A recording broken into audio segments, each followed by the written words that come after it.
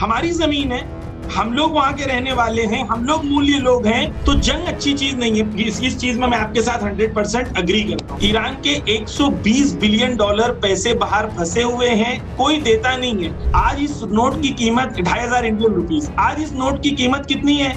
40 रुपये। नमस्कार, अमरुदुल्लाह.com पर मेरे कार्यक्रम खरी बात में आपका स्वागत है, खैर मकदम है, वेलकम है।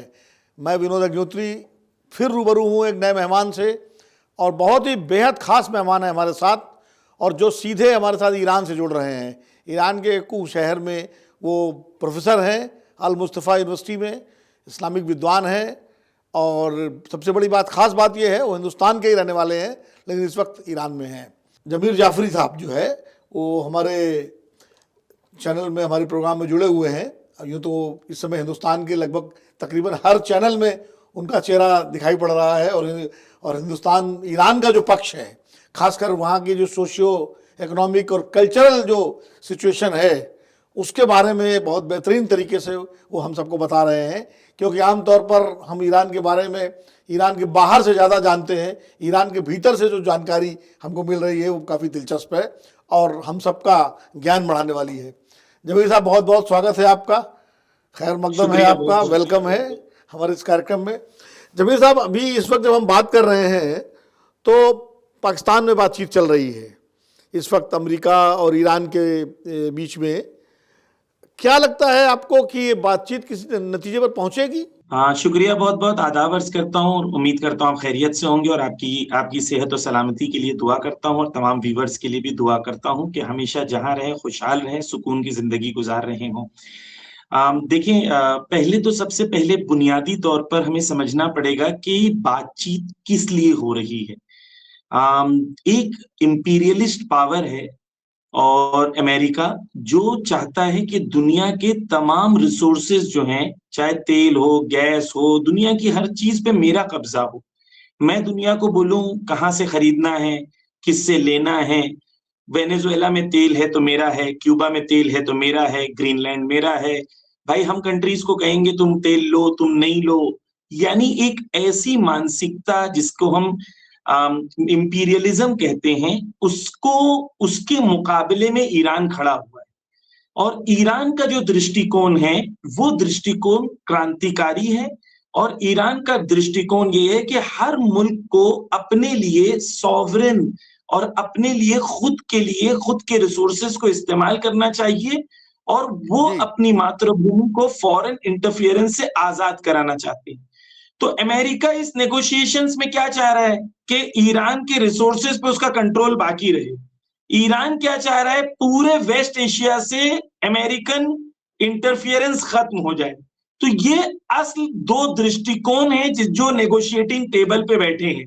अब फिर उसके बाद हम डिटेलिंग में आते हैं, लेकिन पहले दो जो लोग बैठे हैं, दोनों की नजरिए को समझना जरूरी है कि दोनों किस नजरिए से बैठे हुए हैं। लेकिन जमीर साहब, इसमें एक दिक्कत यह है कि ईरान चाहता है कि वेस्ट एशिया से अमेरिकन इंटरफेरेंस, अमेरिकी दखलंदाजी खत्म हो, लेकिन जो वेस्ट एशिया के जो दूसरे कंट्रीज़ हैं, Saudi Arab, Qatar, Oman, Iraq, Kuwait, Bahrain, इनके जो हुक्मरान हैं वो तो नहीं चाहते कि अमेरिका यहाँ से जाए। वो तो अमेरिका को उन्होंने बेसिस दे रखे हैं, जगह दे रखी है। तो अमेरिका कहेगा भाई ईरान कौन होता है तय करने वाला कि हम यहाँ से जाएं या रहें। सही बात है। देखिए, सबसे पहले तो ये कि आपने जो कही है, जो बातें कही हैं, उसके अंदर इराक का नाम नहीं है। मैं आपको एक मिसाल दूं कि अरब देश इस वक्त क्या चाहते हैं। 10 मार्च को एक मीटिंग हुई रियाज में, सऊदी अरेबिया में, सऊदी ने बुलाई।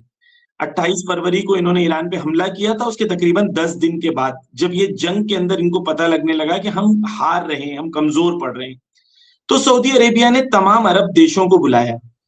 57 मुस्लिम कंट्रीज में से 11 मुल्क सिर्फ उनसे मिलने आए, 11। तो इससे ये क्लियर हो जाता है कि अगर कोई ये कहता है कि अमेरिका या ईरान आइसोलेटेड है, तो ये सही उसकी अंडरस्टैंडिंग नहीं है। मिसाल के तौर पर आपने मिसाल दी इराक की। इराक के अंदर इस वक्त, आज ही जब हम बात कर रहे हैं, तो वहां की पार्लियामेंट अपने नए प्रेसिडेंट को चुन रही है, और इलेक्शन में जो जीते थे नूरी अल मलिकी, उनको शायद प्रेसिडेंट चूज किया जाएगा। लेकिन अमेरिका ने कहा कि हमें पसंद नहीं है कि नूरी अल मलिकी प्रेसिडेंट बने। इराक में से अमेरिकन फोर्सेस इस वक्त भाग चुके हैं, नेटो के फोर्सेस भाग चुके हैं। इराक की गवर्नमेंट बिल्कुल ईरान के साथ खड़ी है और आईसिस जो अमेरिका जिसको इराक के अंदर दोबारा जन्म देना चाह रहा है, उसके खिलाफ ईरान और इराक मिलके उनके खिलाफ खड़ा हुआ है। तो अमेरिका जो अमेरिकन प्रेजेंस है, अगर आप कोई भी मिडिल ईस्ट मुल्क में चले जाएं और आवाम से पूछें कि क्या आप चाहते हो, अमेरिकन प्रेजेंस चाहते हो या अमेरिकन प्रेजेंस नहीं चाहते हो, तो नेचुरल सी बात है पूरे अरब ममालिक की आवाम चाहती है कि हम रहें, अमेरिका ना रहे। तो ये कहना कि अरब देश में सब नहीं चाहते, तो ये ओमान जो है, ओमान के अंदर बिल्कुल क्लियर है कि पहले दिन से ही जंग के अंदर ओमान बिल्कुल ईरान का साथ दे रहा है। हत्ता और ओमान के फॉरेन मिनिस्टर ने 28 फरवरी को ही सुबह 10 बजे जो है ट्वीट किया था। तो यहां पर हमें समझना पड़ेगा कि ये वेस्ट एशिया में जो ये मुल्क हैं, इनको बनाया किसने, इनकी हिस्ट्री क्या है। तो ब्रिटिश ने इन मुल्कों को बनाया, वहीं के रहने वाले जो कबीलों के सरदार थे उनको किंग बना दिया, और फिर अमेरिका ने इनको पाला। तो एक अंडरस्टैंडिंग है कि अमेरिका हमारे से हफ्ता वसूली करेगा और अमेरिका हम अमेरिका को पैसा देंगे, अमेरिका हमें पावर देगा। तो ये बैलेंस बदल जाएगा। देखिए बहुत इंपॉर्टेंट है, कतर के फॉरेन मिनिस्ट्री ने एक स्टेटमेंट रिलीज किया। उस स्टेटमेंट पे उन लोगों ने कहा कि the old security arrangements between the Arab nations needs to change and we have entered into new security arrangement. यानी हम पुराने सिक्योरिटी अरेंजमेंट से निकलकर अब एक नए सिक्योरिटी अरेंजमेंट में जाना चाहते हैं। तो आज नहीं तो कल ये चेंज होगा, अमेरिकन इंटरफेरेंस खत्म होगा और मिडिल ईस्ट के रहने वाले या वेस्ट एशिया के रहने वाले लोग खुद आपस में दोबारा प्यार मोहब्बत से रहेंगे और अमेरिकन इंटरफेरेंस खत्म होगा। मतलब आपका कहना यह है कि जो हुक्मरान हैं अरब कंट्रीज के, जो जीसीसी कंट्रीज हैं, वो उनकी सोच अमेरिका परस्त है, लेकिन जो आवाम है वो ईरान के साथ है इस पूरे संकट को लेकर के। और आवाम का जो प्रेशर है, जो दबाव है, वो धीरे धीरे अमेरिकन प्रेजेंस को यहाँ खत्म करेगा इसको लेकर के। जी, तो मैं इसकी अपनी बात को एक खाली एग्जांपल दे दूं आपके लिए, ताकि व्यूअर्स के लिए क्लियर हो जाए कि डोनाल्ड ट्रंप ने एक स्पीच दी अभी अमेरिका में, जहां पर इनकी समिट हुई थी सऊदी इन्वेस्टमेंट की। उसके अंदर एक इंपॉर्टेंट बात उन्होंने कही थी। वो ये कह रहे थे कि मैंने किंग सलमान को बहुत बार कहा कि आप खुल के कह दीजिए कि इजराइल आपका साथी है, तो वो हर बार बहाना करते, कहते नहीं अभी वक्त नहीं आया, अभी वक्त नहीं आया, अभी वक्त आएगा। तो डोनाल्ड ट्रंप और नेतन्याहू ने एक स्पीच में, जैसी जंग शुरू हुई उसके बाद दूसरी या तीसरी स्पीच में उसने कहा था कि जैसे ये जंग खत्म होगी, ईरान खत्म होगा और सऊदी और हमारा रिलेशन जो है बहुत ही फ्रेंडली रिलेशन हो जाएगा, विल बिकम बेस्ट फ्रेंड्स। तो जो जनता है पूरे मिडिल ईस्ट में, पूरे वेस्ट एशिया में, वो इस नजरिए के और अमेरिकन गुलामी के खिलाफ है। और ये क्लियर है कि कोई देश का प्रेसिडेंट आपको गाली से बुलाए और आप उफ तक ना कह सको, तो ये जिल्लत भरी जिंदगी है, जो नेचुरल सी बात है, अवाम को नहीं पसंद है। जमीर साहब, एक मुआहिदा हुआ था, मुझे लगता है इसके ईरान और सऊदी अरब के बीच में कुछ समय पहले, जो एक संधि हुई चाइना के उससे प्रयासों से हुई थी, चीन के प्रयासों से, जहाँ तक मेरी जानकारी है, कई शायद 1 साल पहले या कुछ पिछले साल की बात है। तो उसकी अभी क्या स्थिति है इस पूरे संकट के दौरान?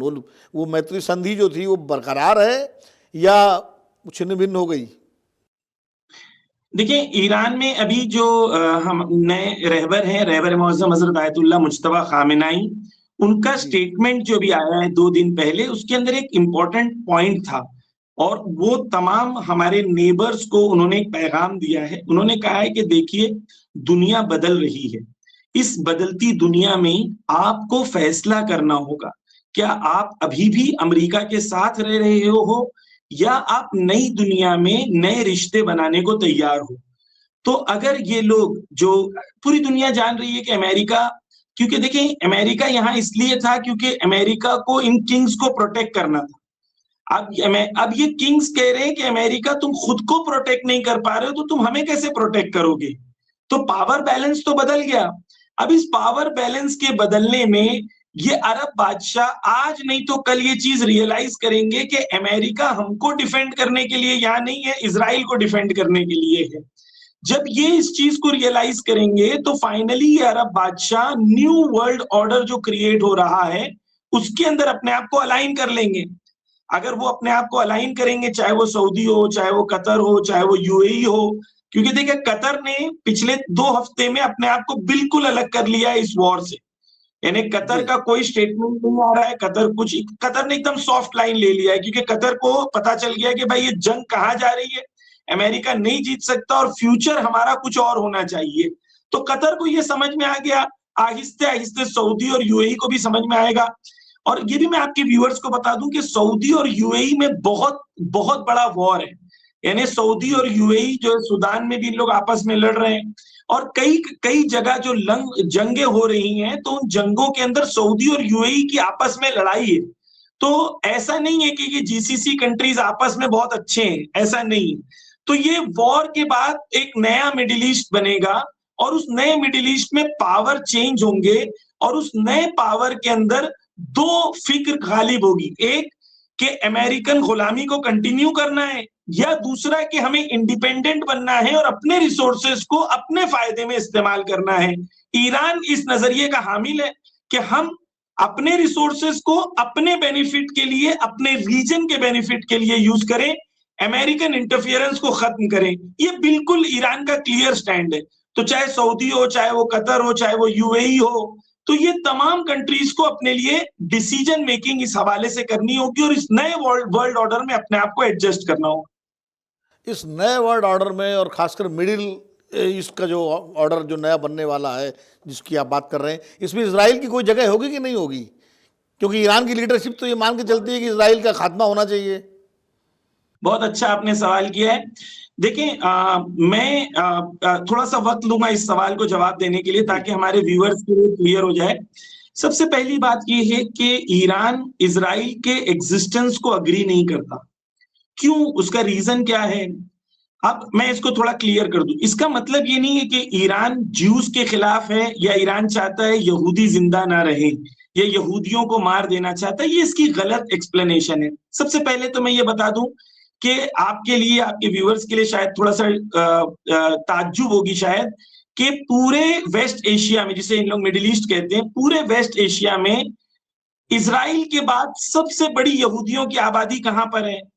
आप गेस कर सकते हैं? नहीं, आप बताइए। ईरान में। अच्छा, ईरान में यानी इजराइल के बाद सबसे ज्यादा यहूदी है? सबसे ज्यादा यहूदी पूरे वेस्ट एशिया में ईरान में है, इजराइल के बाद। दूसरी चीज, ईरान तकरीबन में उनकी तादाद कितनी होगी? तकरीबन उनकी तादाद कितनी होगी? 15 से 20 हजार होंगे, कम से कम जो है उनकी तादाद 15 से 20 हजार बताई जा रही है यहां पर ईरान में। ठीक है। अच्छा, ये भी बता दूं मैं आपको, आपके व्यूअर्स के लिए, कि ईरान में पार्लियामेंट मेंबर, जो हमारे यहाँ मेंबर ऑफ पार्लियामेंट होते हैं, वो भी एक ज्यू और एक क्रिश्चियन होते हैं। यानी क्या? यानी यहाँ पर क्योंकि माइनॉरिटी इतनी ताकतवर नहीं है कि वो वोट के जरिए से अपना पार्लियामेंट मेंबर बनाए या अपनी आवाज पार्लियामेंट में पहुंचाए, तो यहाँ की गवर्नमेंट कहती है कि ज्यूज लोग खुद अपने दरमियान वोटिंग करें, खुद एक मेंबर ऑफ पार्लियामेंट चूज करें, उसको भेजें, ताकि हमारी पार्लियामेंट में ज्यूज की भी आवाज होनी चाहिए। इसी तरीके से क्रिश्चियंस की भी आवाज होनी चाहिए। क्रिश्चियंस भी अपना पार्लियामेंट मेंबर खुद चूज करते हैं। अच्छा, ज्यूज जो ईरान में हैं, वो इजराइल की तरह 50 साल से यूरोप और अमेरिका से भाग के नहीं आए। ये ज्यूज ईरान के कदीमी ज्यूज हैं। यानी इनकी हिस्ट्री जो है कम से कम 1000 साल से पुरानी हिस्ट्री है। तो ईरान में ज्यूज हैं और ज्यूज आराम से हैं, और अभी उनका सिनेगॉग है और उनके इबादत गाहें हैं, लोग जाते हैं पार्लियामेंट में। अभी ईरान में एक हफ्ता पहले आयतुल्लाह खामेनाई का 48 डे का प्रेयर ईरान के ज्यूइश कम्युनिटी ने अपने सिनेगॉग में मनवाया था। तो ये पहली चीज क्लियर कर दे। तो ईरान या इस्लाम ज्यूज के खिलाफ नहीं है।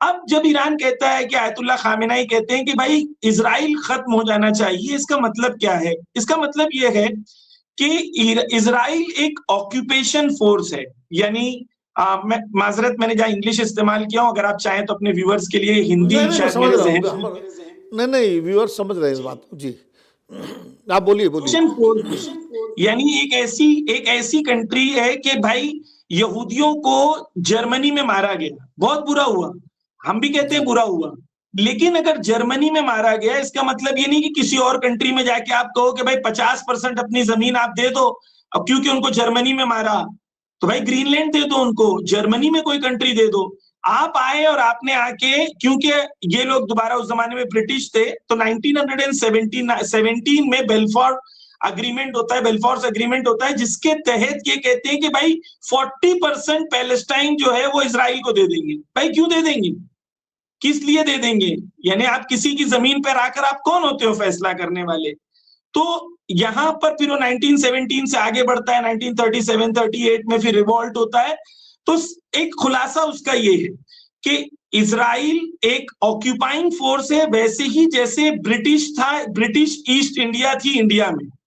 जब हमने अपनी आजादी की जंग लड़ी तो हमने पूरा इंडिया आजाद करने की बात कही, ये नहीं कहा कि भाई ठीक है वो इतना हिस्सा वो ले ले, इतना हिस्सा वो ले ले, नहीं। हमने जब आजादी की जंग लड़ी, चाहे 1857 में लड़ी, चाहे 1947 तक जंग जारी की, तो हमारा नजरिया ये है, वही नजरिया नेल्सन मंडेला का भी था, वही नजरिया महात्मा गांधी का भी था, और वही नजरिया जो है आयतुल्लाह खामेनाई का भी था। वो क्या है, पूरा का पूरा पैलेस्टाइन फ्री होना चाहिए, और वहां पर रहने वाले जो वहां मूल्य के लोग हैं, चाहे वो क्रिश्चियंस हो, चाहे वो ज्यूज हो, चाहे वो मुस्लिम्स हो, जो ओनर्स ऑफ द लैंड हैं, जो जमीन के मालिक हैं, वो पलटे, वहां पर रेफरेंडम हो और वहां के लोग खुद मिलकर डिसाइड करें कि उनको कैसी हुकूमत चाहिए।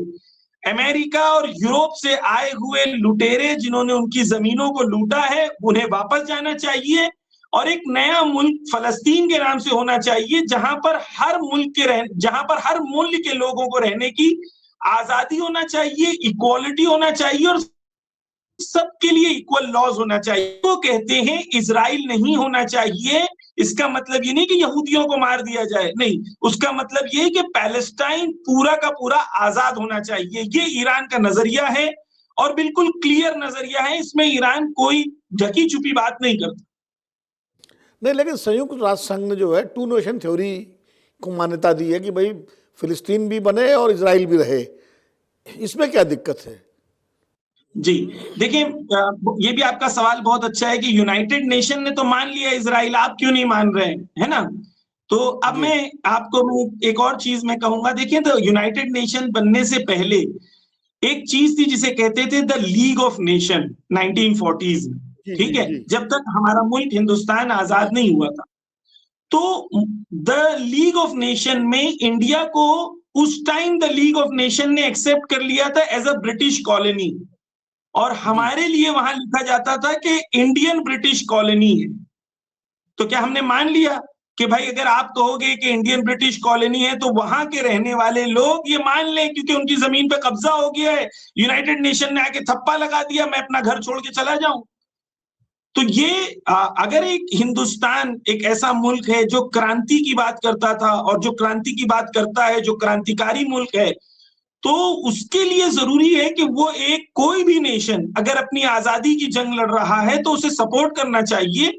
और ये हमारी, देखिए, महात्मा गांधी हैं, सुभाष चंद्र बोस जी हैं, या भगत सिंह जी हैं, ये हिंदुस्तान के जितने क्रांतिकारी उस जमाने में हैं। 1938 में महात्मा गांधी ने द हरिजन में क्या लिखा? यही लिखा कि India belongs to, Palestine belongs to the Palestinians the same way England belongs to the English and France belongs to the French.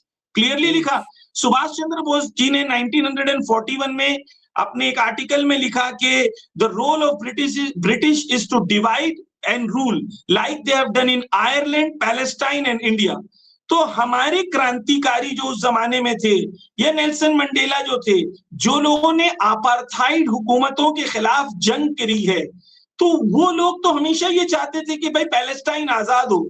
मैं आपके माध्यम से अपने व्यूअर्स से मैं एक और चीज रिक्वेस्ट करना चाहूंगा कि आप सिर्फ गूगल पे जाके ये सर्च कर लिए कि 1948 में जब इजराइल बना तो 1930 से लेके 1970 तक कितने मैसेकर्स हुए हैं जो इजरायलियों ने किया है, और वो मैसेकर्स यूनाइटेड नेशन में सब थे, रजिस्टर्ड है।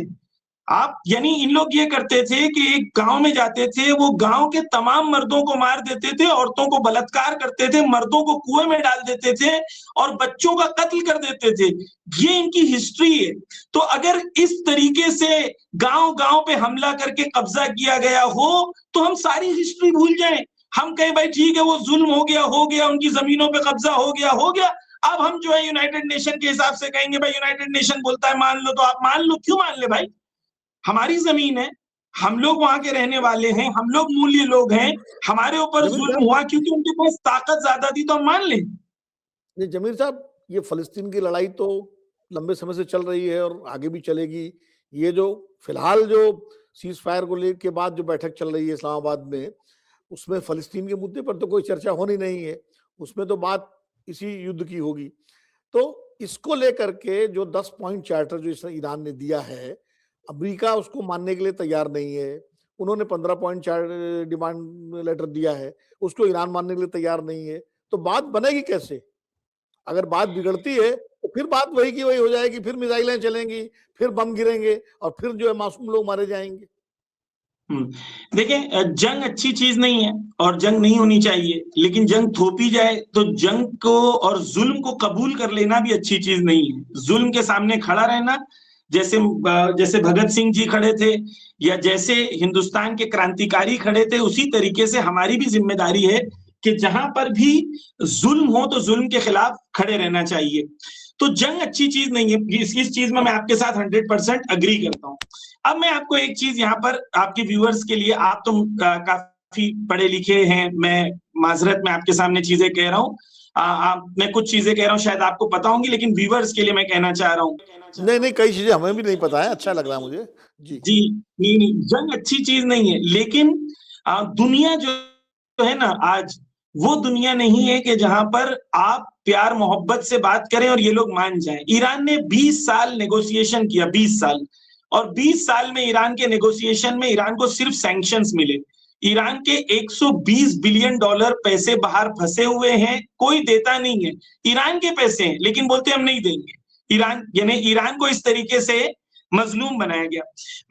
देखिए मैं आपको एक चीज बताता हूं सर, ये देखिए आपके कैमरे पे एक नोट है, ये 50,000 की नोट है, ईरान में 50,000 तुमान कहते हैं इसे, ठीक है। जब मैं 2006 में इस नोट की कीमत थी 2,500 रुपए, आज इस नोट की कीमत 2,500 इंडियन रुपीस, आज इस नोट की कीमत कितनी है? 40 रुपये। तो पूरी दुनिया ने तो मिलकर ईरान पे जुल्म किया, पूरी दुनिया खामोश रही, ईरान पे सैंक्शंस लगते रहे, ईरान के पास ऑयल है, गैस है, पूरी दुनिया के सबसे ज्यादा रिजर्व्स हैं, लेकिन पूरी दुनिया ने यूनाइटेड नेशन में, या अमेरिका यूनिलैटरल सैंक्शंस लगाता है, पूरी दुनिया कोई कुछ कहता नहीं था। तो ईरान के लिए क्लियर है कि अभी की जो वॉर की सिचुएशन है, उस वॉर की सिचुएशन में ईरान अपने आप को उस पोजीशन पे पहुंचा देगा कि प्री वॉर पोजीशन ईरान की नहीं रहेगी। ये ईरान के लिए क्लियर है। तो ईरान और अमेरिका के बीच में हाथ किसका दबा हुआ है, ये इंपॉर्टेंट है कि ईरान जब आया था और ईरान जेनीवा में बैठा हुआ था, तो ओमान के फॉरेन मिनिस्टर ने कहा था कि ईरान ने सब बात मान ली थी अमेरिका की। ये उनका ट्वीट है, ईरान ने सब बात मान ली थी, खाली फाइनलाइजेशन बचा हुआ था, और उन लोगों ने बीच में हमला कर दिया, ईरान के सुप्रीम लीडर को मार दिया, बेरहमी से उनकी वाइफ, उनकी नवासी पोती, छोटी बच्ची को उनकी मार दिया जो नवासी थी। तो ईरान पे तो जुल्म हुआ दोबारा। अब ये जंग के अंदर ईरान के लिए क्लियर है कि जब ईरान ने होर्मुज को बंद कर दिया, इनका गला दब गया। अब हो ये रहा है कि ऑयल और गैस का रेट अमेरिका में बढ़ गया, और अमेरिका में जो गैलप पोल है, वहां की सर्वेज होते हैं, उसके अंदर 77% लोग इस वॉर के खिलाफ हैं। अब अमेरिका के वर्स्ट प्रेसिडेंट के अंदर अमेरिका की रेटिंग आ गई है, डोमेस्टिक उनके इलेक्शंस होने वाले हैं। तो अमेरिका इस वक्त इस पोजीशन में नहीं है कि वो वॉर को कंटिन्यू करे, अगर करता है तो Iran is ready for it. तो ईरान इसलिए इस नेगोशिएशन में अपर हैंड ईरान का है। जब ईरान प्यार मोहब्बत से सब बात मान रहा था, तब इन्होंने दादागिरी की। अब ईरान का अपर हैंड है, तो ईरान क्लियर कट है कि ईरान अपनी शर्तों को मनवाए बगैर ये जंग खत्म नहीं करेगा। ठीक है, वो कहेंगे वो हम मारेंगे, बम मारेंगे ना, मारो बम, हम भी मारेंगे मिसाइल। यानी जंग अच्छी चीज नहीं है। जमीर साहब एक बात बताइए कि उस दिन कल हम आपके साथ एक चैनल पे थे और आप दिखा रहे थे कि गांधी जी के नाम का अस्पताल, गांधी जी के नाम पर सड़क। ईरान में गांधी जी का इतना प्रभाव कैसे? गांधी जी तो कभी ईरान गए भी नहीं। जी, देखिए मैं आपको एक चीज बताता हूँ, आपके लिए बहुत इंटरेस्टिंग होगी कि आयतुल्लाह खामेनेई जो शहीद हुए हैं, उन्होंने इंडियन क्रांति, इंडियन फ्रीडम स्ट्रगल पे एक किताब लिखी है। आप जानते हैं? जी नहीं, ये नहीं पता था मुझे, बताइए। यानी जी जी, इंडियन फ्रीडम स्ट्रगल पे उन्होंने एक किताब लिखी है।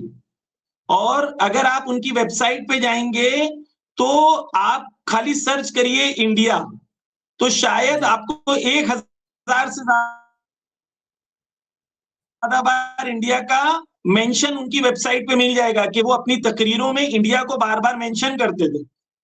तो इंडिया के बारे में गांधी जी ने, आयतुल्लाह खामेनेई ने बहुत पढ़ाई की थी। तो मैं ये बात बताना चाह रहा हूं आपको कि 3 वर्ल्ड लीडर्स के बीच में कनेक्शन मैं बताना चाह रहा हूं और 3 क्रांति के बीच में कनेक्टिंग पॉइंट्स मैं बताना चाह रहा हूं कि आयतुल्लाह खामेनेई, ईरान इंडिया का रेवोल्यूशन आया 1947 में, और जी फिर 1953 में ईरान में एक रेवोल्यूशन आ रहा था, जिसको आ गया था एक रेवोल्यूशन जिसको अमेरिका ने मिलिट्री के जरिए से दबा दिया और फिर एक बादशाह को यहाँ पर किंग बना दिया, जो रजा शाह था। जी इसी जमाने में इमाम खोमैनी का रेवोल्यूशन शुरू होता है।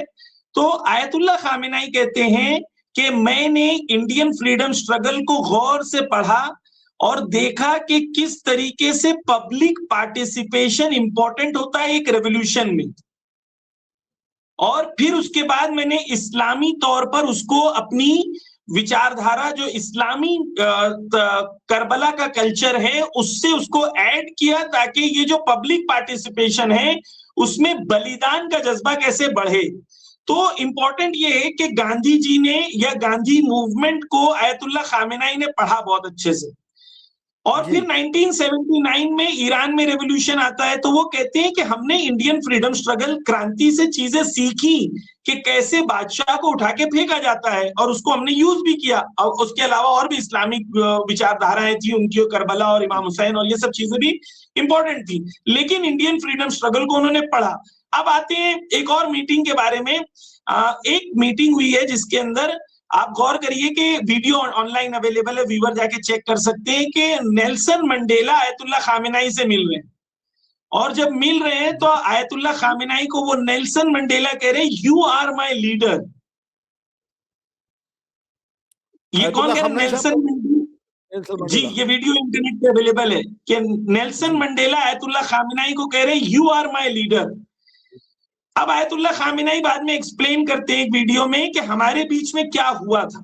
तो उन्होंने कहा कि जब हमने 1979 में इनकलाब लेके आए और उसके बाद जब नेल्सन मंडेला हमसे मिलने आए, जब साउथ अफ्रीका में एक क्रांति चल रही थी और वहां का रेवोल्यूशन आ रहा था, तो उस जमाने में जब हमारी मुलाकात हुई तो हमने अपने तजुर्बे को इनकलाब के उनको बताया, और हमने ये बताया कि इनकलाब लाने के लिए आपके अंदर बलिदान की क्षमता ज्यादा होनी चाहिए।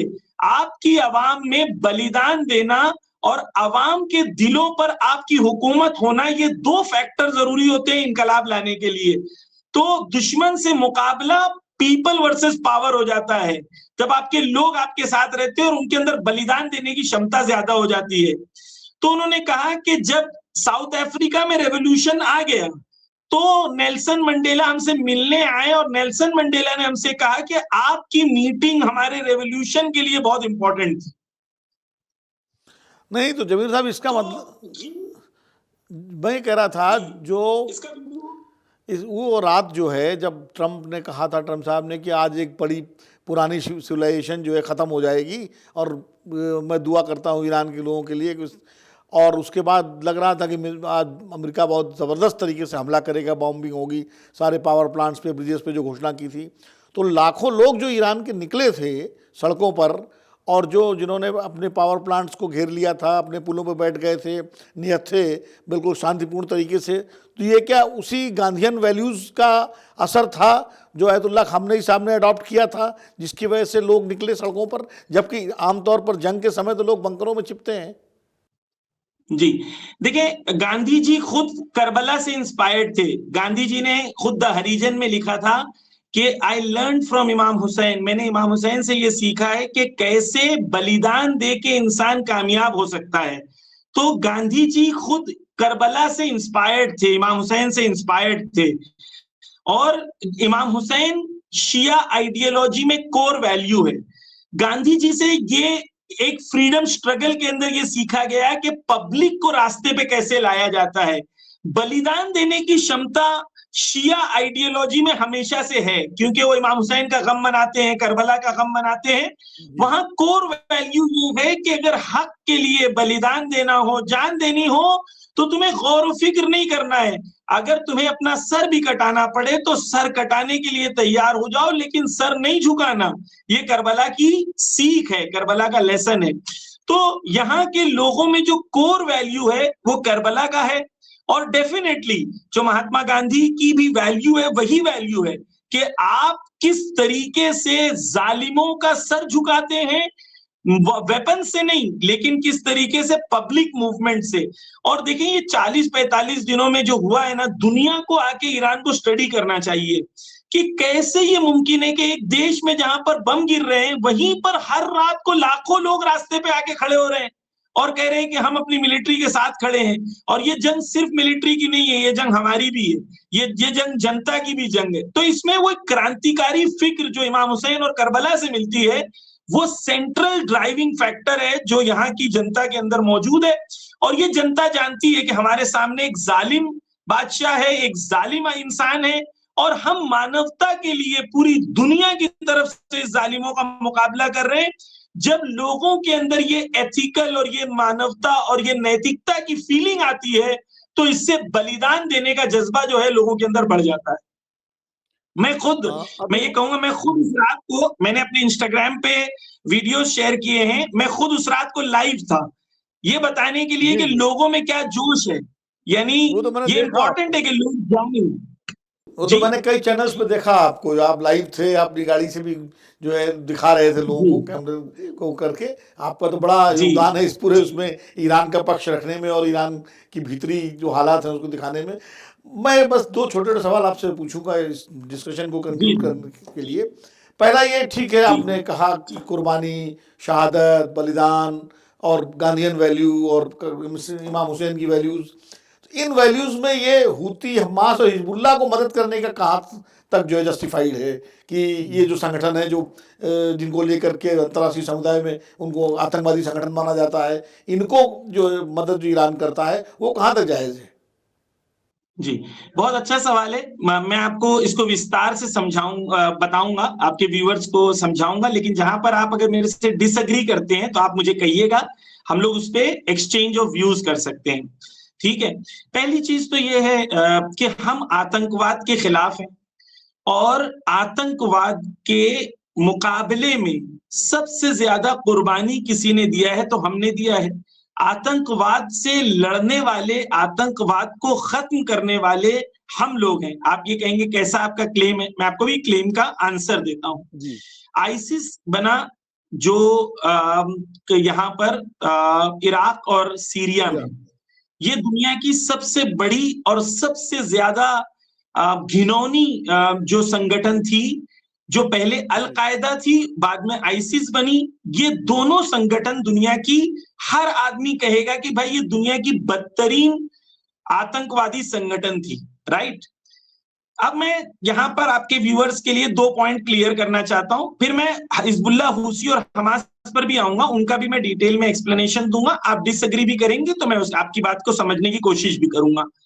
तो पहली चीज तो ये है कि जो केंट, जो अमेरिका के इंटेलिजेंस काउंटर टेररिज्म के हेड थे, जिनको खुद ट्रंप ने अपॉइंट किया था, जी उनका इंटरव्यू है। जब उन्होंने छोड़ा अपना, तो उन्होंने कहा कि हमने अल कायदा को और आईसिस को हमने बनाया था ताकि हम ईरान से लड़ सकें। तो जी अगर कैंट का इंटरव्यू है, आतंकवाद मुद्दा, जी, ये कैंट का इंटरव्यू है। जी जो कैंट जी, उनके जो कैंट इंटेलिजेंस का, काउंटर टेररिज्म के जी हेड जी हैं, इन्हें हेड जी जी थे, आम आदमी नहीं हो। यानी वो जो टेररिज्म पे नजर रखता है, जिसके पास तमाम डिटेल्स हैं, वो ये कह रहा है कि आईसिस और अलकायदा को हमने बनाया है। जी ठीक है, तो यहां से एक चीज समझ में आई कि एक टेररिज्म और एक आतंकवाद वो है जो अमेरिका बनाता है। मसलन हिलरी क्लिंटन का इंटरव्यू है, वो कह रही थी तालिबान को हमने बनाया था, है ना। जी तो हमें जी ये समझ में आता है कि आतंकवाद की एक कड़ी अमेरिका से मिलती है। अच्छा, हम जब आतंकवाद को मुर्दाबाद कहते हैं तो हम कहते हैं आतंकवाद भी मुर्दाबाद, जो उसको बनाए वो भी मुर्दाबाद, जो उसको स्पॉन्सर करे वो भी मुर्दाबाद, है ना। लेकिन जी लोग इसमें कहते नहीं भाई, ये हम अमेरिका मुर्दाबाद नहीं बोलेंगे। भाई जब तुम्हारे लिए साबित है कि वो आतंकवाद को पूरी दुनिया में जन्म दे रहे हैं, पाल रहे हैं, फैला रहे हैं, लोग मर रहे हैं उनकी वजह से, सीरिया में शायद 3 लाख लोग मर गए उनकी वजह से, है ना। तो आतंक, अच्छा अब ये सीरिया में अब तो आईसिस बना, अब अलकायदा बना, अब तो उसी ये को गले लगा तो लिया पूरे अमेरिका ने, जिसको आतंकवादी क्योंकि घोषित उनका ही किया था बच्चा उसी था, को। उनका ही बच्चा था ना। हाँ नहीं, वो बच्चा उनका ही था। वो जी तो खाली जब लड़ना था तो खाली एक फेस था, लेकिन हकीकत में तो वही थे, पहले भी वही थे, अभी भी वही है। तो जी आतंकवाद अगर बुरा है तो अमेरिका भी बुरा है, अगर आतंकवाद मुर्दाबाद है तो अमेरिका भी मुर्दाबाद है, क्योंकि अमेरिका ने आतंकवाद को जन्म दिया है। तो ये हो गई एक बात कि ऐसा आतंकवाद जो अलकायदा है, जो, अच्छा एक और चीज कि आपके चैनल पे मैं माध्यम से मैं कह रहा हूं कि भाई मसलन जो भी दुनिया में आतंकवादी ऑर्गेनाइजेशंस हैं जो बम उड़ा देते हैं, किसी को मार देते हैं, इनका अगर आप जाके थोड़ा सा कोई भी अगर पढ़ाई करे तो उसको एक चीज समझ में आएगी। इसके अंदर एक लिंक है, तालिबान, पाकिस्तान और सऊदी अरेबिया। ठीक है, जी तो तालिबान जो है वहां से पहले बने 90s में, फिर उसके बाद पाकिस्तान आए, पाकिस्तान में इनकी ट्रेनिंग हुई या इनके आइडियोलॉजी बनाई गई, सऊदी का पैसा लगा। तो भाई हमने सबको तो गले लगा लिया, हम तालिबान के भी गले लग गए, सऊदी अरेबिया के भी गले लग गए। तो हम आतंकवाद को गुड एंड बैड में नहीं डिवाइड कर सकते, पहले तो हमें समझना होगा कि इसके पीछे कौन सी फोर्सेस हैं। तो मैं ये कह रहा हूं कि अब चाहे आप अलकायदा को लें, जी आईसिस को लें, या ऐसी कोई भी संगठन जो आम इंसानों को मारने में कहती है कि भाई हम आम इंसानों से लड़ते हैं, आम इंसानों को मारना चाहते हैं, वो मुर्दाबाद है और उससे हमें लड़ना चाहिए, उसको खत्म करना चाहिए। और ये पॉसिबल नहीं है जब तक आप अमेरिका का इन्वॉल्वमेंट खत्म ना करें। तो ये आपके व्यूअर के लिए क्लियर होना चाहिए कि अमेरिका फ्री टेररिज्म नहीं है, अमेरिका स्पॉन्सर्ड टेररिज्म है। ये मैं नहीं कह रहा हूं, आपके व्यूअर्स से मैं रिक्वेस्ट करूंगा कि वो खुद जाके पढ़ें, और जब वो पढ़ेंगे, रिसर्च करेंगे, तो उनके लिए क्लियर हो जाए। अब आते हैं दूसरी बात, हिजबुल्लाह, हमास और हुसी। तो एक और मूवी आई थी इंडिया में, टाइगर नाम की, आपने देखी होगी, जिसमें सलमान खान की हीरो थे। जी जी जी, अभी आप जाके इंटरनेट पे सर्च करेंगे तो आपको मिल जाएगा कि एक्चुअली वो सलमान खान कासिम सुलेमानी थे। यानी इंडियन सोल्जर, इंडियन जब फंस गए थे, इंडियन नर्सेस फंस गई थी, तो उस जी आतंकवाद को कासिम सुलेमानी और हिजबुल्लाह ने इंडियन सोल्जर्स को, इंडियन नर्सेस को आजाद कराया था। ये आज तक ने और दूसरे इंडियन चैनल्स ने इसको कवर भी किया था उसी जमाने में, इसके वीडियोस इंटरनेट पे मिल जाएंगे। तो आईसिस जब का ये खात्मा जब नर्सेज किसने किया? इराक में फंस गई थी, इराक में जब नर्सेज आईएसआईएस के चुंगल में फंस गई थी, इंडियन नर्सेस फंसी थी, जी इरानियन जी और हिजबुल्लाह ने मिलकर आजाद कराया था इंडियन नर्सेस को। जी जी बिल्कुल मालूम है वो घटना मुझे। जी, अच्छा एक और चीज, आईसिस को खत्म किसने किया? ईरान ने और हिजबुल्लाह ने। अगर आज आईसिस होता और अलकायदा होता तो आज दुनिया में क्या होता? इसको खत्म करने वाली जो फोर्स है वो ईरान है। तो आतंकवाद के खिलाफ सबसे बड़ी मुहिम और सबसे ज्यादा मारने वाले लोग हैं वो ईरान है। तो ये क्लियर हो जाए हमारी ऑडियंस के लिए कि ये आतंकवाद जो अमेरिकन स्पॉन्सर्ड था, उसको खत्म करने में ईरान का बहुत बड़ा रोल था। अब आते हैं हम लोग हिजबुल्लाह की तरफ। हिजबुल्लाह एक कब बना? 1980 में इजराइल ने लेबनान पे कब्जा कर लिया और बेरूत तक, साउथ से लेके पूरा बेरूत तक किसके हाथ में चले गया? हिजबुल्लाह के, इजराइल के। अब 1985 में, 83 में या 85 में हिजबुल्लाह बनती है अपने मुल्क को आजाद कराने के लिए, और 2000 में इजराइल को अपने मुल्क से बाहर भेज देते। जो लोग हिजबुल्लाह को आतंकवादी ऑर्गेनाइजेशन कहते हैं, मैं उनसे एक सादा सा सवाल करता हूं कि आप मुझे एक इंसिडेंट दुनिया में बता दें कि हिजबुल्लाह ने इजराइल या अमेरिका के अलावा किसी के ऊपर भी एक भी इंसिडेंट दुनिया के अंदर किसी ने किया हो जो हिजबुल्लाह की तरफ आप कह सकते हो कि हिजबुल्लाह ने किया है। हिजबुल्लाह अपनी जंग लड़ रहा है, किससे लड़ रहा है? इजराइल से लड़ रहा है, और इजराइल से उसने अपने मुल्क को आजाद कराया है। तो ये उनको आतंकी कहना, ये वेस्टर्न नैरेटिव है कि वेस्ट में, क्योंकि वेस्ट के सिस्टम के अंदर इजराइल के फेवर के अलावा कोई और बात नहीं हो सकती है, और कोई मुल्क अगर अपनी आजादी चाहता है तो इजराइल उसे कबूल नहीं करता। और इजराइल 2000 में भागा है, इजराइल लेबनान से, और सिर्फ लेबनान से भागा है। तो आपके व्यूअर से मैं ये रिक्वेस्ट करूंगा कि आप जो भी कंट्री के कोई भी संगठन है उसके बारे में एक व्यू देने से पहले थोड़ी हिस्ट्री वहां की पढ़ लें और दोनों पक्षों की नजर को पढ़ लें। क्योंकि हमारे यहाँ क्या होता है, वेस्ट जो बोलता है उसी को सब लोग कॉपी पेस्ट करना शुरू कर देते हैं। तो मैंने एक चैनल पर एक एंकर थी, मैं नाम नहीं लूंगा उनका, वो बार बार कह रही थी, मैंने उनसे एक सवाल किया, मैं आपको चैलेंज करता हूं ओपन कि आप मुझे एक आतंकी हमला इजराइल हिजबुल्लाह का बता दें, एक कि उसने इजराइल और अमेरिका के अलावा कहीं पर भी कुछ कोई एक्टिविटी की हो। नहीं करते वो लोग अपने मुल्क के लिए लड़ते हैं, अपनी मुल्क की आजादी के लिए लड़ते हैं। मैं आपके व्यूअर्स के लिए एक और चीज बोल दूं कि आप गूगल पे सर्च करिए Christian singer singing for Hezbollah, आपको एक कॉन्सर्ट मिलेगा जहां पर एक क्रिश्चियन औरत है, बहुत फेमस सिंगर है, लुबनान की लता मंगेशकर है, वो गाना गा रही है, 20,000 क्रिश्चियंस बैठे हैं और क्रिश्चियंस गाने के अंदर हिजबुल्लाह को सपोर्ट कर रहे हैं। तो कैसे ऐसा होता है? अगर ये संगठन टेररिस्ट संगठन है तो क्यों क्रिश्चियंस इनसे इतनी मोहब्बत करते हैं? लेकिन हमास ने तो जो इजराइल में किया, जिसमें उसने 1500-1600 लोगों को बंधक बनाया, वो तो एक आतंकवादी कार्रवाई थी। जी देखिए, अब हमास पे आते हैं तो हम लोग ने एक हिजबुल्लाह का क्लियर कर लिया कि हिजबुल्लाह के लिए हमने कहा कि लो व्यूअर्स से रिक्वेस्ट करेंगे कि वो जाके पढ़ें। एक और चीज मैं खाली हिजबुल्लाह के लिए क्लियर कर दूं, फिर उसके बाद मैं हमास पे भी आऊंगा, हम लोग डिटेल में डिस्कशन कर सकते हैं। हिजबुल्लाह के लीडर जो है सैयद हसन नसरुल्लाह, उनसे इंडिया के एम्बेसडर एक बार जाके मिले थे, और ये इंडियन प्रिंट मीडिया में छपा भी था, उनका इंटरव्यू भी, अगर जो लोग सर्च करेंगे तो उनको मिल भी जाएगा। तो सैयद हसन नसरुल्लाह ने कहा था कि हमने महात्मा गांधी को और उनकी किताबों को पढ़ा है, लेकिन इजराइल जैसा वहशी, उससे बगैर हथियार के नहीं लड़ा जा सकता, वगरना हमारे पास अगर ऑप्शन होता तो हम भी गांधी की तरह जो है फ्रीडम मूवमेंट ऐसी करते। ये खुद इंडियन एम्बेसडर ने इंडियन न्यूज चैनल्स को और इंडियन प्रिंट मीडिया को अपने इंटरव्यू में बताया है कि वो कितना हसन नसरुल्लाह से, शहीद सैयद हसन नसरुल्लाह से मिले थे, तो कैसी उनकी मुलाकात हुई थी। तो आपके व्यूअर्स जाके थोड़ा सर्च करेंगे तो ये चीज भी पढ़ सकते हैं। अब आते हैं हम लोग हमास की तरफ। हमास को कुल्लन यानी एज अ बॉडी हम उनको एक पॉलिटिकल ऑर्गेनाइजेशन देखते हैं।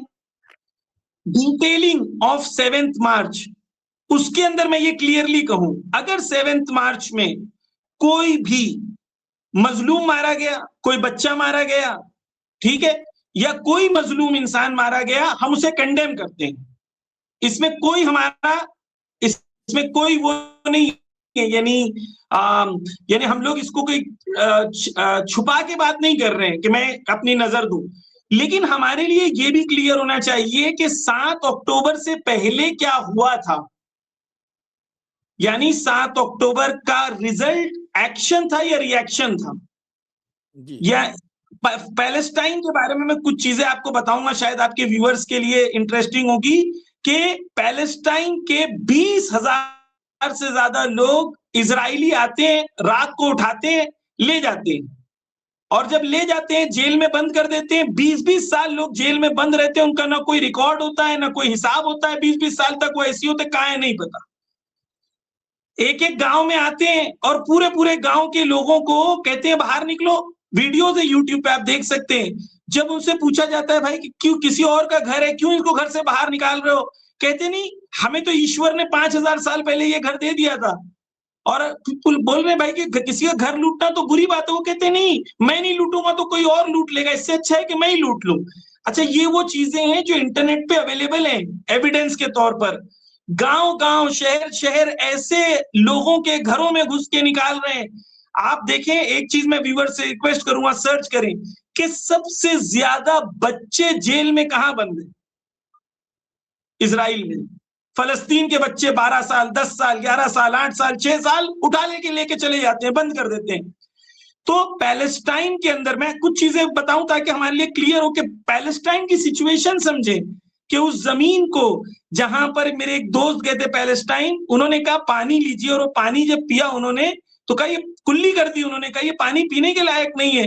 कहा नहीं, यहाँ हर इंसान यही पानी पीता है। यानी जमीन में पानी इजराइल देगा, पूरी जमीन पे कब्जा उनका रहेगा। तो अगर हमास के लिए एज एन ऑर्गेनाइजेशन, मैं दोबारा कहूंगा आपके व्यूअर्स को आप पढ़ें, मैं कुछ बुक्स भी रेकमेंड करता हूं। अपनी बुक नहीं है, जूविश स्कॉलर है रॉबर्ट फिंकलस्टाइन, उनके इंटरव्यूज भी है इंटरनेट पे। वो जूविश हैं, यहूदी हैं, और उनके फादर और मदर दोनों को जर्मनी में गैस में जला दिया गया था। लेकिन वो कहते हैं पैलेस्टाइन के ऊपर जेनेसाइड हो रहा है उसी तरीके से जिस तरीके से हमारे ऊपर जर्मनी में जेनेसाइड हुआ। एलन पेपे, ये दोबारा एक जूइश स्कॉलर हैं, वो कहते हैं कि हम जब यहूदी बन के जब गए फलस्तीन में, तो हम इनके खेतों में काम करते थे। जब हम इनके खेतों में काम करते थे, वही खेत जिसमें हम काम करते थे, वहीं पर उनके मालिक को मारकर हमने वो खेत अपने नाम पे कर लिए, और वो जो मालिक थे हमने उनको गुलाम बना दिया। तो फलस्तीन में 80% लैंड उनकी कब्जा हो गई है। और ये लोग अपने, यानी 7 अक्टूबर को जो हुआ लोग उसको देखते हैं, लेकिन 7 अक्टूबर से पहले जो हुआ उसको क्यों नहीं देखते हैं लोग। रॉबर्ट फिंकलस्टाइन यहूदी स्कॉलर है, वो कहते हैं, मैं नहीं कह रहा हूं, वो कहते हैं कि अगर मैं फलस्तीन में होता तो मैं वही करता जो हमास कर रहा है। तो मैं आपके व्यूअर्स को सिर्फ ये कहूंगा कि पढ़ें, जाने, जितनी जानकारी आपकी ज्यादा होगी। आपने काफी जानकारी दी, और जाहिर है हमारे व्यूअर्स इसको देखेंगे, मैं भी देखूंगा, इंटरनेट पे सर्च करूंगा, तो एक दूसरा पक्ष भी सामने आएगा जो उस तरह से नहीं आ पाता है। अब आखिरी सवाल करके इस चर्चा को मैं विराम दूंगा कि भारत जो है इस पूरे संघर्ष में, पाकिस्तान तो मीडिएशन कर रहा है या फैसिलिटेशन कर रहा है, उसने तो अपने को एक तरह से चौधरी बना लिया। इस पूरे संघर्ष में भारत की भूमिका को आप किस रूप में देखते हैं, या ईरान में लोग क्या उम्मीद करते हैं भारत से, क्योंकि भारत और ईरान के बड़े हजारों साल पुराने रिश्ते हैं, हर तरह के व्यापारिक, सांस्कृतिक, तमाम तरह के संबंध हैं। ऐसे में, और इजराइल से भी हमारे अच्छे रिश्ते हैं, भारत को जो एक तटस्थ देश के रूप में ईरान के लोग भारत की भूमिका किस रूप में देखते हैं? देखिए, ईरान का जो स्टैंड है वो भारत के लिए हमेशा से फ्रेंडली रहा है, और ईरान ने हमेशा कोशिश की है कि ईरान और इंडिया के रिलेशंस ऐतिहासिक भी हैं और उसके साथ स्ट्रेटेजिक भी हों। तो मैं एक मिसाल दूंगा कि 2004-5 में, आप तो वरिष्ठ पत्रकार हैं, आपने देखा होगा उस जमाने में कि ईरान इंडिया गैस पाइप की बात चल रही थी। जी जी, गैस पाइप। और मनमोहन सिंह जी की सरकार थी। उसी जमाने में रातों रात कोंडोलीजा राइस आ जाती हैं, और कोंडोलीजा राइस आती हैं और इंडिया से कहती हैं कि ईरान गैस पाइपलाइन कैंसिल करो, हम आपको न्यूक्लियर ट्रीटी साइन कराएंगे। और पूरी दुनिया के अंदर न्यूक्लियर ट्रीटी की ईरान ने एक स्ट्रेटेजिक डिसीजन लिया, इंडिया ने एक स्ट्रेटेजिक डिसीजन लिया कि हमें अमेरिका के न्यूक्लियर पावर प्लांट की ज्यादा जरूरत है, ईरान के गैस की जरूरत नहीं है, कैंसिल कर दी। और ये 2004-5 में हुआ था। अब अगर ये कंटिन्यू होता और गैस पाइपलाइन होती इंडिया के पास आज, तो आज गैस हमें 20, 25, 30 रुपए में मिल रहा होता। आज ईरान में आप जानते हैं पेट्रोल कितने रुपए का है? 1 रुपया पर लीटर है पेट्रोल, 1 रुपया पर लीटर, पूरी दुनिया में सबसे कम। तो ईरान, हो सकता है हमें गैस 20, 25 रुपए में मिल रहा होता, लेकिन हमने स्ट्रेटेजिक डिसीजन ये लिया कि हमें अमेरिका की तरफ जाना चाहिए। ईरान की दोस्ती का हाथ अभी भी है। तमाम वो चीजें जो रिसेंटली हुई हैं, जो मुझसे ज्यादा बेहतर आप जानते हैं, कि हमारे डिसीजन मेकर्स जो हैं उनको ये लग रहा था कि अमेरिका और इजराइल ये जंग आराम से जीत जाएंगे, ईरान नाबूद हो जाएगा और ईरान में इनकलाब आ जाएगा जो चाहते थे, और तख्ता पलट हो जाएगा और अरब देश और ये सब मिलके जीत जाएंगे, ईरान हार जाएगा। तो जो हमारे डिसीजन मेकर्स थे उन्होंने उनके जहन के हिसाब से नेशनल इंटरेस्ट में ये सोचा कि भाई ये लोग जीत रहे हैं, हम ईरान की तरफ क्यों जाएं, हम तो उनकी तरफ जाएंगे जो जीत रहे हैं ताकि हमारा फ्यूचर बेहतर हो। लेकिन ये जंग के खत्म होते होते सबको समझ में आ गया कि भाई Iran is one of the super powers in the world now. ये हम नहीं कह रहे, अमेरिकन सोर्सेस कह रहे। तो यहां पर हमारे लिए क्लियर हो जाता है कि हमारे डिसीजन मेकर्स को नेशनल ईरान की तरफ से दोस्ती का हाथ बढ़ा हुआ है। तमाम वो चीजें जो हमारे डिप्लोमेसी में हुई, जो मेरे हिसाब से एक भारतीय होने के लिहाज से मैं कह रहा हूं नहीं होनी चाहिए थी, नेशनल इंटरेस्ट में नहीं थी, ये मेरी नजर है। हो सकता है कोई डिसएग्री करे इस बात से, लेकिन वो तमाम चीजों के बावजूद ईरान ने अपनी फ्रेंडशिप के रिलेशंस को सस्टेन किया। जबकि ईरान चाहता तो टिट फॉर टैट डिप्लोमेसी कर सकता था, लेकिन ईरान ने नहीं किया, क्योंकि ईरान इंडिया को फ्यूचर स्ट्रेटेजिक पार्टनर देखता है, ईरान के अपने संबंध को स्ट्रॉन्ग कराना चाहता है और चाहता है कि ईरान इंडिया बहुत बड़ा गैस यूज करने वाली कंट्री है। आपसे मैं एक सिंपल सा सवाल, जी मैं खाली थोड़ा कंप्लीट कर लूं। चाइना को डेली ईरान ने ऑयल और गैस भेजा पूरे वॉर में, है ना, और यानी डेली गैस जाता था, और इस वॉर में ईरान ने जो ऑयल बेचा है वो मार्केट रेट से ज्यादा के रेट में बेचा है, और ईरान रिजर्व से जी और ईरान का है वो बिलियंस ऑफ डॉलर के दौरान से नहीं हुआ है। लेकिन मेरा सवाल ये है कि क्यों हम और हमारे डिसीजन मेकर्स और हमारे डिप्लोमेसी वाले लोग अपने आप को स्ट्रेटेजिक पोजीशन पे नहीं पहुंचा देते कि ईरान और इंडिया स्ट्रेटेजिक पार्टनर बने।